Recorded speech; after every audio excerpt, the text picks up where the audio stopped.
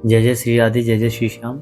धनतेरस क्यों मनाया जाता है, इस पर्व की कथा क्या है और धनतेरस मनाने का उद्देश्य क्या है, यह बहुत कम लोगों को ज्ञात है।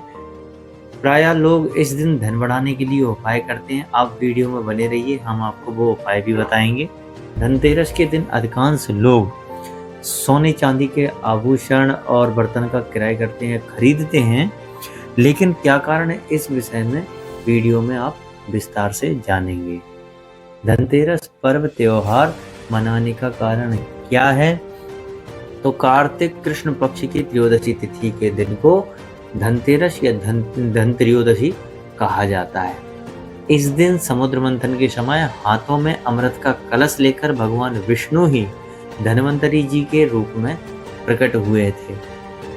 इस विषय में विस्तार से पुराणों में कहा गया है, जैसे कि श्रीमद् भागवत महापुराण में कहा गया है।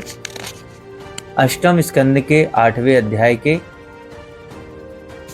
34वें श्लोक और 35वें श्लोक में कहा गया है, अमृता पूर्ण कलशम बिभ्रत बलय भूषिता सबय भगवता साक्षात विष्णु रंसांस संभवः धन्वंतरिख्याता आयुर्वेद दृग्ज्य भाग तमालोक्य सुरा सर्वे कलशम चामृताद भृतम। अर्थात उनके हाथों में अमृत से भरा हुआ कलश था। वह साक्षात भगवान विष्णु के अंशांश अवतार थे। वही आयुर्वेद के प्रवर्तक यानी जनक और यज्ञभोक्ता धन्वंतरी नाम से प्रसिद्ध हुए। और ब्रह्म वैवर्त पुराण में श्री कृष्ण ने कहा है, खंड 4 अध्याय 51, श्री कृष्ण उवाच नारायणांशो भगवान स्वयं धनवंतरिर्महान् पुरा समुद्र मथने समुत्तस्थो महोदधेः।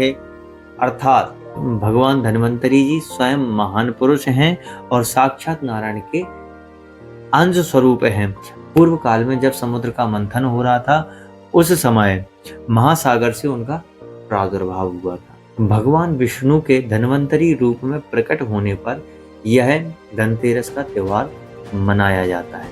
आयुर्वेद के जनक का यह मतलब नहीं है कि धन्वंतरी जी ने आयुर्वेद के नियमों को बनाया था या उसका निर्माण किया था, ऐसा बिल्कुल नहीं है। भगवान धन्वंतरी जी ने आयुर्वेद को प्रकट किया था। जैसे अनेक संतों के मत तथा वेद पुराण के प्रमाण द्वारा हम वेदों शास्त्रों के सिद्धांत को आप लोगों के समक्ष रखते हैं, प्रकट करते हैं, वैसे ही भगवान धन्वंतरी जी ने आयुर्वेद को प्रकट किया था। यह आयुर्वेद वेद का ही अंश है, वेद का ही भाग है, अर्थात ये आयुर्वेद उपवेद है। तो भगवान धन्वंतरी जी आयुर्वेद के जनक कहे जाते हैं और धनतेरस उनके प्रकट होने का दिवस है। इसलिए 2016 में भारत सरकार ने धनतेरस को राष्ट्रीय आयुर्वेद दिवस के रूप में मनाने का निर्णय लिया है। धनतेरस की कुछ प्रथाएं हैं, क्या हमें करनी चाहिए या नहीं करनी चाहिए, इस विषय में थोड़ा समझते हैं। धन्वंतरी जी जब प्रकट हुए तो उनके हाथों में अमृत से भरा कलश था और वो कलश लेकर प्रकट हुए। अतः इस अवसर पर लोग बर्तन क्रय करते हैं, बर्तन खरीदते हैं, परंतु यह प्रथा हमें नहीं करनी चाहिए। इस प्रथा का कोई मतलब नहीं है। भगवान धन्वंतरी जी कलश लेकर प्रकट हुए और हम लोग बर्तन लेकर प्रकट हों, यह उचित नहीं है। वैसे वर्तमान में लोग यह सोच के बर्तन क्रय नहीं करते हैं, वह धन की वृद्धि के लिए बर्तन क्रय करते हैं कि इससे धन की वृद्धि होती है। इसके अलावा भी सोना चांदी के आभूषण और बर्तन क्रय करते हैं जिससे उनके धन में वृद्धि हो, किंतु यह सब करना सही नहीं है। वास्तव में यह दिवस धन्वंतरी जी और आयुर्वेद के लिए है। आयुर्वेद में धन शब्द का अभिप्राय स्वास्थ्य से है। जिन लोगों को आयुर्वेद के विषय में ज्ञात नहीं है, आयुर्वेद के सिद्धांतों के बारे में ज्ञात नहीं है, वे लोग अज्ञानतावश अर्थ का अनर्थ कर रहे हैं। सोना चांदी के बर्तन में खाने से स्वास्थ्य धन में वृद्धि होती है, लेकिन लोगों ने आर्थिक धन में वृद्धि होती है ऐसा मान लिया है, ऐसा समझ लिया है और सोना चांदी के आभूषण और बर्तन क्रय करने लगे, खरीदने लगे।